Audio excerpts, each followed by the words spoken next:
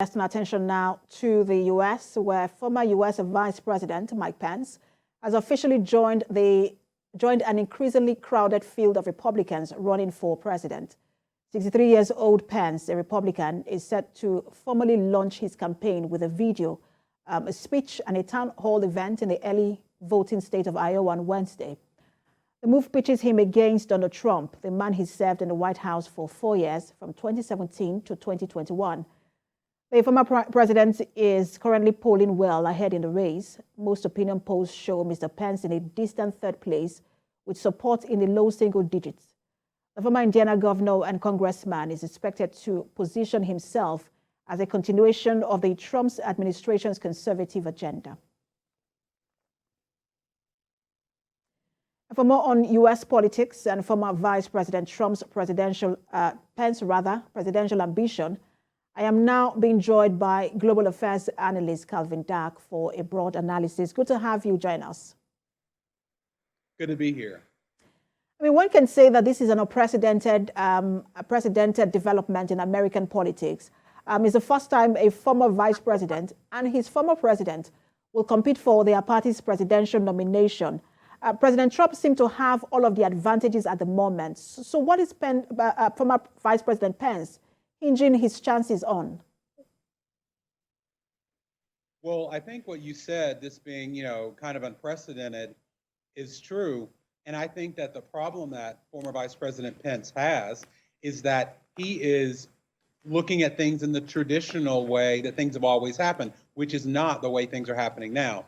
What I mean by that is, on paper, former Vice President Pence has the best resume to be the next presidential candidate for the Republicans.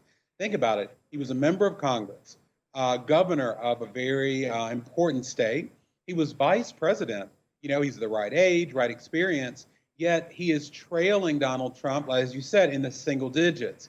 That's because the Republican Party today is not traditional. They want Trump or someone like him, and that isn't what Mike Pence is. So while in a traditional race, he would be the front runner, we are way off traditional here in the United States for the Republican nomination this time.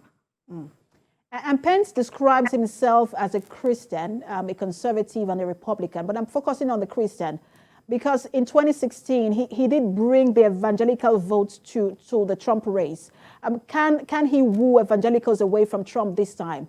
Let's also considering that someone like Tim Scott and Nikki Haley are also battling for evangelical votes. Here's why.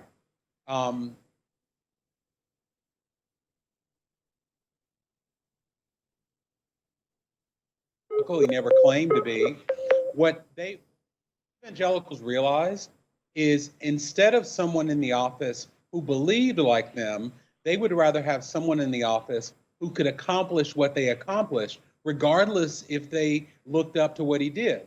That's why evangelicals, for example, didn't have a problem with Donald Trump, multiple wives, scandals with adult film star actresses. But he did get 3 Supreme Court justices who helped overturn Roe versus Wade to basically forbid abortion in many places in this country. And so I think the evangelicals in the Republican Party, while they may have a lot of respect and admiration for Pence, who is very genuine in his faith, they want somebody who can make the laws in their favor, not necessarily somebody who is like them. Interesting take there. But let's talk about the fact that we now have a very crowded Republican field. Chris Christie is expected to join the race this week, along with, I think it's Bogum, who is also joining the race. But this works for Trump, doesn't it? When you have that split in the anti-Trump vote, it then works for him. And so it almost seems as though they are handing over to him the nomination. Yes, because the way the nomination process is going to work for the Republicans, it's, winner take all, meaning that Trump has a very, very solid base in the Republican Party that is anywhere from 30 to 40%. So Trump could win the nomination just focusing on that, say, 35%. And if the rest of the Republican Party is divided by, between 6, 7, 8, even 3 or 4 more candidates, Trump still wins the nomination, so it helps him. What I think is interesting too is if you look at, for example, yesterday, current governor of New Hampshire, Chris Sununu, said that he wasn't going to run for president, and the reason he gave was that he didn't want to add to that problem you mentioned. He didn't want to help Donald Trump by getting in the race, and he actually said he can help his party best by staying on the outside and encouraging those who, I think he said by November or December, if they still are in the single digits, that they should drop out for this very reason. And he also said he was going to eventually endorse a candidate as well. But we will see how things play out in the Republican Party. This must be good news for Democrats. Thank you so much for talking to us, as always. Calvin Dack, Global Affairs Analyst. Thank you. Away from the US, let's now turn to Australia, where Catholicphobic, the woman accused of killing her own children, says she's extremely humbled and extremely grateful for being pardoned. She was making her first public statement since she was released from jail after serving a 20-year sentence for killing her children.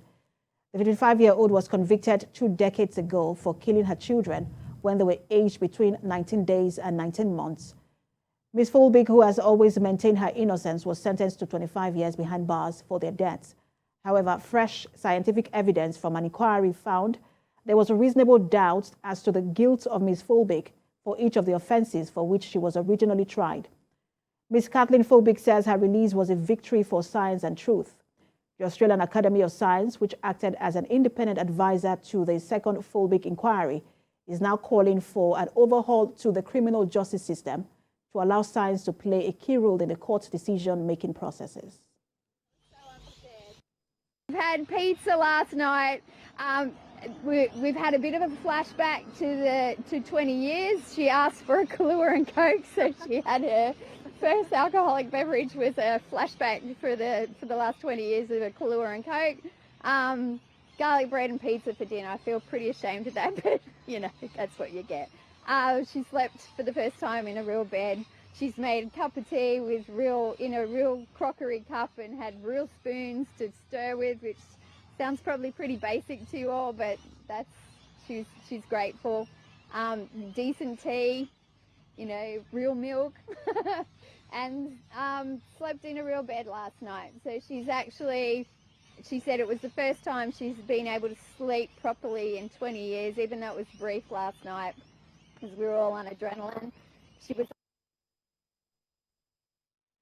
And now to the UK, where Prince Harry has become the first senior British royal to give evidence on a witness stand in 132 years, as his years-long fight against the UK's tabloid press came to a head in tense courtroom showdown on Tuesday. Prince Harry is suing a big British newspaper group, Mirror Group Newspapers, alleging the publisher's journalist hacked his phone and used other illicit means to gather information about his life between 1996 and 2009.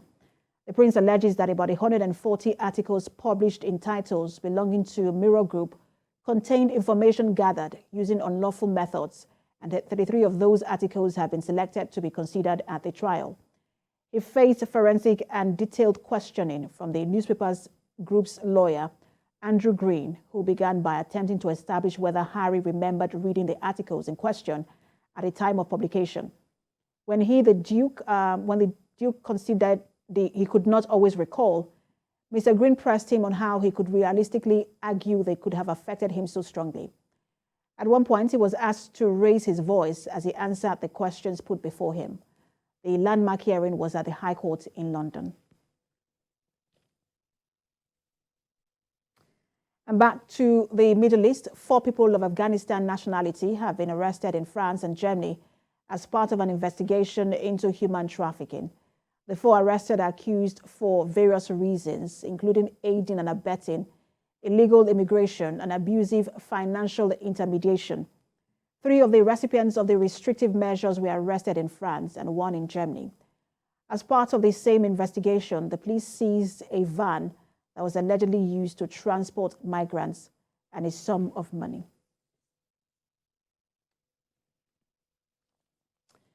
Let's bring you again the update from the crash in India, where reports come in after the deadly 3-train crash that killed 275 people in India say close to 100 bodies remain unclaimed 5 days later. The crash, which occurred in the state of Odisha, involved 2 passenger trains and a stationary goods train. More than 1,000 injured were taken to hospitals for treatment, but many families are still looking for their loved ones. Identifying the bodies of their loved ones has been proven highly challenging for desperate family members. More than 3,000 passengers are thought to have been traveling on 2 of the trains. The deadly collision is India's worst rail train accident in century.